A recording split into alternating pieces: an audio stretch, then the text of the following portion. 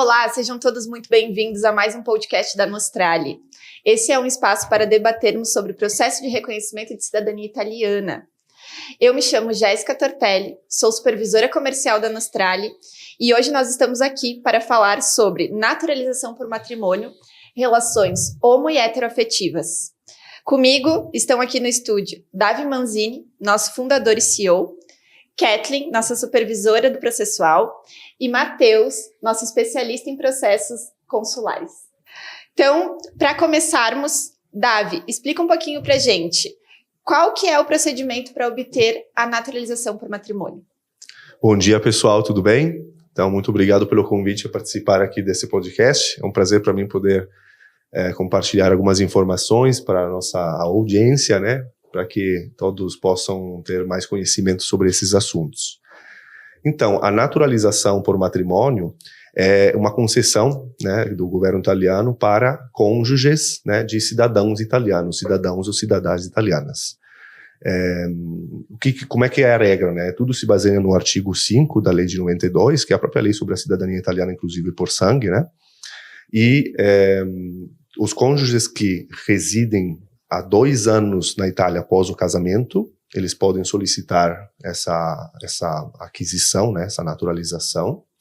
E também os cônjuges sempre de italianos que residam no exterior têm essa opção, só que eles têm que aguardar 3 anos de casamento. E caso, né, esses requerentes possuam filhos entre si, esse prazo ele diminui pela metade. Perfeito. Então eu queria pegar o gancho com relação a isso e pedir para a Kathleen nos explicar quais são os documentos necessários para a gente poder ingressar com esse processo. Perfeito, muito obrigada pelo convite, né? Agradeço, é sempre uma honra estar aqui com vocês, compartilhando um pouco de conhecimento, né? Então, os documentos necessários para que a gente consiga dar entrada no processo de naturalização por matrimônio são certidão de nascimento do requerente, né? Certidão de antecedentes criminais do requerente, do Brasil e também dos países por onde ele viveu. Então, é importante que seja sinalizado isso, né? Que não basta residir um tempo na Irlanda, precisa de uma certidão de antecedentes criminais lá da Irlanda. Também nós precisamos apresentar o extrato de matrimônio, por quê? Porque já vai ter sido transcrito na Itália, então é fundamental a apresentação desse documento. Documento de identificação, RG ou passaporte, tá? A CNH não é vislumbrada como um documento a ser apresentado neste tipo de procedimento. E também o certificado B1 de proficiência da língua italiana. Tu pode aprofundar um pouquinho mais pra gente com relação ao B1? O que seria isso? Então, o B1, ele não é um nível avançado da língua italiana e nem um nível básico, então é bem o intermediário. Então, uma pessoa com B1 é uma pessoa com nível intermediário de língua italiana, de proficiência de língua italiana. No momento, né, que se adquire esse diploma ali, então é testado tanto escrita, quanto fala, quanto escutar, então já tem que estar ali, não tão básico, mas não tão avançado, tem que estar realmente bem no meio do caminho, porque é testado todas as partes relativas. Todas as áreas ali do teu italiano. Né? Que bom, então vou aproveitar o gancho. Seja bem-vindo, Matheus. Obrigado. Vamos perguntar, então, com relação ao tempo. Quanto tempo que leva o processo uma vez que a gente ingressou com ele? Não, perfeito. O tempo vigente atualmente, ele está de 24 meses, podendo ser prorrogado aí por mais 36 meses depois de ser protocolado junto ao Ministério. São 24 mais 12, né? Pode chegar até 36, né? Isso, então a prorrogação chega até 36 meses, que nem você falou. Maravilha, obrigado, isso aí.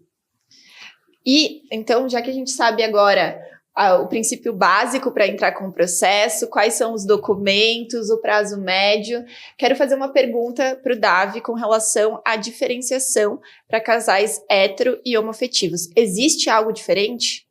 Então, no processo de naturalização, ele é o mesmo para os 2 casos. O que na Itália existe de diferença é basicamente a nomenclatura e alguns outros detalhes do tipo de união. Ou seja, o casamento entre casais heteroafetivos, ele sempre existiu, né? E então a gente inclusive chama de cônjuges. Recentemente, né, em 2016, com a lei número 76, foi introduzida a possibilidade também de casais homoafetivos se unirem em casamento, só que não é chamado de casamento. A nomenclatura usada é unione civile. Mas para fins de naturalização, eles têm os mesmos direitos. E lá na Itália também, né? É só a questão da nomenclatura, gozam dos mesmos direitos. Gozam dos mesmos direitos. O que muda são algumas questões, por exemplo, né, mais técnicas. Na hora do casamento tem que ser feitas as publicações. Para a união civil não precisa. No ponto de vista patrimonial também é a mesma coisa. O regime de bens também tem que ser escolhido. Então tem algumas diferenças aí, às vezes pode ser considerado fiscal, ou mais de forma mesmo, e principalmente a nomenclatura, que foi introduzido um nome diferente para este caso. Então, por exemplo, quem é casado no Brasil, lá na Itália, o casamento que vai ser apresentado, ele vai ser transcrito num livro específico, que não é o livro dos casamentos, é o livro delle unioni civili. Então, eles vão ser unidos civilmente perante o comune italiano, né, o governo italiano. Perfeito, eu acho até que a Kathleen pode falar um pouquinho mais, mas nós tivemos um caso de um cliente que inclusive já concluiu o processo de naturalização conosco e tendo uma relação homoafetiva. Como que foi o processo? Foi bem tranquilo, até porque você existem as orientações e como o Davi sinalizou, né, não há diferenciação. Então, basta você atender os requisitos, né, tanto documentais quanto de tempo, né, enfim, para solicitar a concessão e corre normalmente. Então, o mesmo sistema, né, que atende a casais homoafetivos é o que atende aos casais heteroafetivos e em nada muda o procedimento, nem tempo, nada de diferente mesmo. Ah, que bom. E existe alguma taxa voltada ao processo? Sim, então, as taxas a serem despendidas nesse tipo de serviço, a gente precisa considerar, né, aquelas de emissão. Então, existe uma taxa para emissão de certidão brasileira, por exemplo, de nascimento, né? O cartório, ele cobra aquele valor ali para emitir. Então, tem esses emolumentos, né, à parte, mas no que concerne ao serviço propriamente dito, é uma taxa de 250 euros a ser pago em favor do Ministério do Interno. Perfeito. E com relação a filhos, então eu vou pedir para o Mati aqui nos contar um pouquinho mais. Se esse casal tem filhos entre si, como a gente falou dos prazos, tem alguma diferenciação também nesse tocante? Tem sim. Atualmente, se tem que estar casado há 3 anos, né, para poder dar entrada aí nessa solicitação da naturalização por matrimônio. Contudo, se o casal tem um filho menor entre si, esse prazo diminui para 1 ano e meio. E até é muito importante tu entrar nessa seara do tempo, porque a gente vê aí muitos questionamentos. Ah, mas eu já tenho uma união estável aí há X anos, às vezes 10, 15 anos aí de união estável, mas nunca de fato fez ali o casamento, né, a união civil, foi no cartório, deixou tudo alinhadinho. Então é muito importante a gente reforçar aí que o tempo dessa união, por mais que tenha uma união estável ali há muitos anos, ela não vai retroagir do momento que oficializa mesmo essa união civil, que começa a contar esses 3 anos, ou me repetindo, se tiver filho menor, 1 ano e meio. Perfeito. Deixa eu só fazer acrescentar, só para deixar muito claro para quem nos escuta, porque nós tratamos disso o dia inteiro, então às vezes o que a gente fala para nós é tão simples e claro, mas para quem nos escuta, né, precisa de mais detalhes. Eu acho que tem que dividir, a primeira pergunta é, onde que o casal reside? Parte disso. Então, o casal reside na Itália, perfeito. Então, qual é a regra que tem que ser seguida? A partir da data do casamento, o requerente, casado com o italiano ou a italiana, ou unido civilmente, né, deve estar casado, deve estar residindo na Itália há 2 anos após o casamento. Então, se eu resido na Itália, como é que eu posso me naturalizar? Tenho que estar residindo na Itália. Há quanto tempo? Há 2 anos. A partir de que data? Do meu casamento. Se reside anteriormente, então não tem... conta. Conta a partir do casamento. E, então, agora é outro lado, né? Quem não reside na Itália, que reside no exterior. Ah, perfeito. Como é que funciona? Eu preciso estar casado há 3 anos. Independente, né, da data em que o meu, por exemplo, cônjuge foi reconhecido italiano. Tem caso que o cônjuge é reconhecido italiano hoje. A partir de agora, então, preciso esperar 3 anos. Não, é a partir do casamento, independentemente de quando aquele italiano reconheceu a cidadania italiana por sangue. Acho que é importante trazer nesse ponto, porque a transcrição do registro de casamento vai dizer que o casamento ocorreu lá na mesma data que teve aqui no Brasil, certo? Exatamente. Então, é a partir daquela data que eu preciso aguardar 3 anos. Então, tem muitas pessoas que, por exemplo, o cônjuge é reconhecido italiano, eles já estão casados há 20 anos, residem no exterior, então já pode dar entrada no processo de naturalização. E que nem o Matti falou, né, esse prazo, tanto dos 2 anos da Itália como dos 3 anos se reside no exterior, ele diminui pela metade quando há filhos entre o casal. Perfeito. E pegando esse gancho da explicação, Davi, e quando o filho, ele não é entre o casal? É um filho de um casamento anterior? Como é que funciona? Então, vamos supor que o filho desse casamento anterior seja por parte da pessoa que está requerindo a naturalização. Então, a partir do momento que essa pessoa lhe é concedida a cidadania italiana por naturalização e ela presta aquele que é o juramento, né, de fidelidade à República Italiana, a partir daquele momento ela é italiana, e seu filho, mesmo que esse filho não tenha sido, né, fruto desse casamento atual que permitiu a naturalização, este filho também pode vir a ter a cidadania italiana reconhecida. Se for menor de idade, é automático. Se for menor de idade, então ele tem que entrar com um pedido de reconhecimento de cidadania italiana. Isso vai até de encontro com a questão do direito e dever do cidadão italiano na questão do seu próprio AIRE, né? No momento que esse italiano é reconhecido, tramitou todo o processo de naturalização por matrimônio, ele tem os mesmos direitos e deveres. Então, sim, se ele tem um filho menor, tem que declarar. Ele tem que declarar esse filho pro consulado, tudo certinho, né? Exatamente. Tem benefícios, mas também tem deveres, né? Enfim, o dever do cidadão italiano é manter atualizada a ficha cadastral, perfeito, tanto em relação ao núcleo familiar como aos endereços de residência. Perfeito. E, Cat, explica para nós então um pouquinho mais com relação ao divórcio. Se há uma naturalização efetuada dentro de um casamento, né, que é necessário, e esse casal vem a se divorciar, como é que funciona o processo? Então, essa é uma dúvida bem recorrente, inclusive, né? Se essa pessoa perderia a cidadania. Não perde. Por quê? Porque uma vez reconhecida, ela é italiana. Não existe hoje uma categorização de pessoas que são italianas reconhecidas de forma iuris sanguinis ou por naturalização. Não, são italianas e pronto.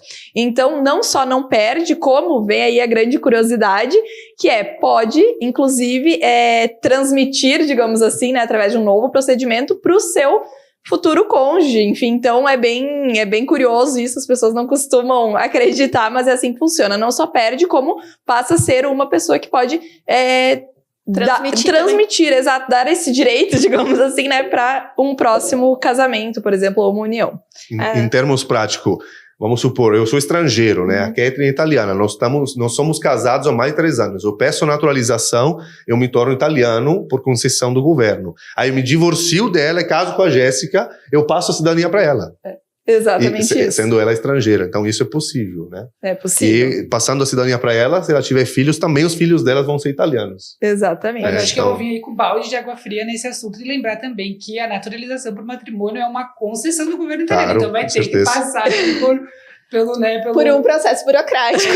Exatamente. Agora, muito importante também lembrar que a gente está falando de dissolução do casamento, cessação dos efeitos do casamento pós-naturalização. Se esse divórcio acontecer no meio do procedimento de naturalização, então o procedimento se encerra. Porque vai faltar a base do procedimento todo, que é a união entre os cônjuges, a união de casamento ou a união civil. Então, se essa união for interrompida ainda quando o procedimento, né, de naturalização estiver em curso, esse procedimento já ele é encerrado imediatamente. Exato. Isso acontece até com a cliente nossa, né? Não foi questão de divórcio, mas sim de o cônjuge faleceu. Exato. E ela teve que interromper o processo porque, enfim, né? Porque cessa, né? Na verdade, cessa a união civil. Então, a união civil, ela cessa ou pelo divórcio, né? Ou então pelo falecimento. Exatamente. Então, foi o caso dessa cliente, né? Pelo falecimento, enfim, do esposo. E eu tenho uma pergunta para fazer, vou fazer essa pergunta para o Davi.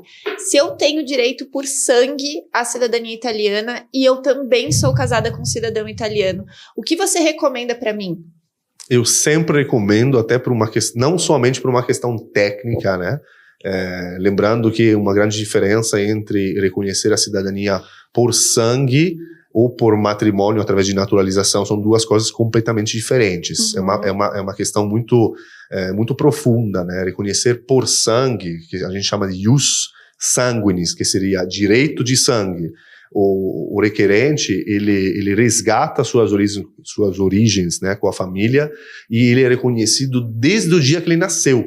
Porque o direito à cidadania, ele se dá ao nascer. A pessoa nasce de pai ou mãe italiana e ele já é italiano. Tanto que o procedimento é chamado de reconhecimento. Não é uma concessão, o governo não tem que analisar se você pode, né? Somente a gente comprova que a gente é filho de italiano. Então, e claro, a grande diferença também de requisitos é que por sangue não é necessário falar o idioma italiano, sendo que por naturalização é necessário apresentar o certificado B1. E também existe uma questão técnica na própria certidão de nascimento que esse novo italiano, né, quando se fala de naturalização, novo italiano, vai receber, porque na própria certidão de nascimento italiana vai ter uma anotação que diferencia aqueles que foram reconhecidos por sangue e aqueles que foram reconhecidos por concessão do governo italiano. É uma anotação de naturalização. E a tua cidadania, você é italiano a partir do dia em que você prestou juramento de fidelidade à República Italiana. Então é uma grandíssima diferença. Num caso, você sempre foi italiano. Não tem nada na sua certidão de nascimento, só tem uma certidão de nascimento italiana. No outro, você foi estrangeiro por um tempo e a partir dessa data você é italiano. E ainda tem que falar o italiano para poder, né, dar andamento. Então, há uma grande diferença. Do meu ponto de vista, é muito e sempre melhor seguir o caminho do direito de sangue, quando existe uma descendência, do que por casamento. Eu acho que uma grande questão também é relacionada ao tempo, né? Porque muitos dos nossos clientes, eles buscam o processo de naturalização e muitas vezes eles querem fazer ao mesmo tempo do processo de reconhecimento do seu cônjuge. E não é possível, porque para iniciar o processo é necessário que o cônjuge já tenha concretizado o processo de reconhecimento. Então só vai dar para realmente startar o pedido uma vez que finalizou, certo, Kathleen? Tu pode explicar um pouquinho para nós melhor a respeito disso? Claro, exato. Desculpa, eu achei engraçado porque ela deveria nos entrevistar, mas ela tem tanto conhecimento que não segura dentro. É né? verdade. Acabou dando também uma dica. Obrigado, Jéssica. Mas é isso mesmo. Então, você só pode, né, startar ali essa solicitação a partir do momento que o cônjuge, né, enfim, italiano foi reconhecido. Então, isso é bem importante. Isso passou a acontecer quando? Para casamentos após 1983. Antes disso, entrava no mesmo pedido. Hoje em dia já não é mais assim. Você precisa aguardar o reconhecimento e só a partir disso solicitar uma naturalização por matrimônio. Davi, e enquanto o processo de naturalização não ingressou ou não finalizou, como eu posso fazer para residir ou até mesmo viajar junto do meu cônjuge que já é cidadão italiano?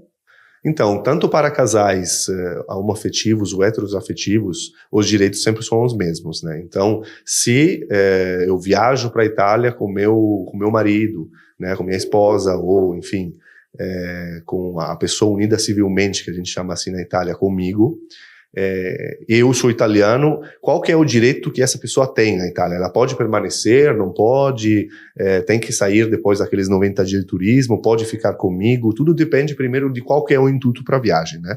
Se eu estou indo a turismo, nada precisa ser feito, né? Eu vou viajar a turismo com meu passaporte, eu vou usar o meu italiano, a pessoa vai usar o brasileiro e vai ficar dentro daqueles 90 dias previstos e não tem problema nenhum.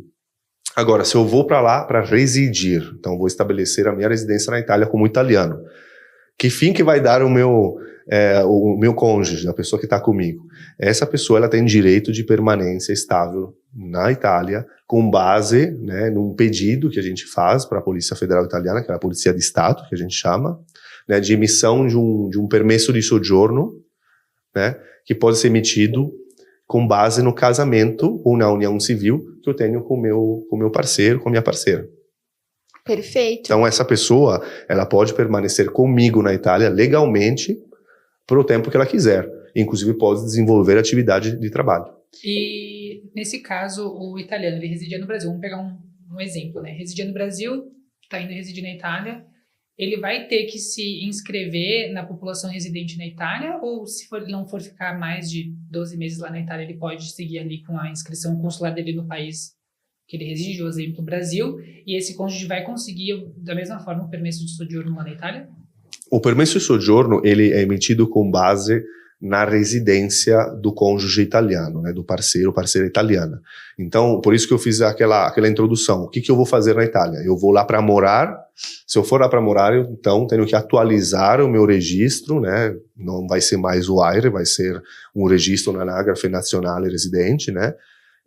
Ou seja, eu vou ter que declarar que eu resido naquele comune, e a partir dessa declaração, para eu residir, eu preciso ter um imóvel, né? Então, preciso ter ou um novo alugado ou de propriedade, mas então, para eu ter uma residência, eu preciso ter um local onde eu fico, e com base nesses dois pré-requisitos iniciais, que é ser residente na Itália e ter um imóvel para isso, eu posso, então, pleitar o pedido de permesso de soggiorno para o meu parceiro ou parceira. Perfeito. Não sei se eu respondi todas as perguntas. Você me pediu se eu vou ficar só um tempo lá, né?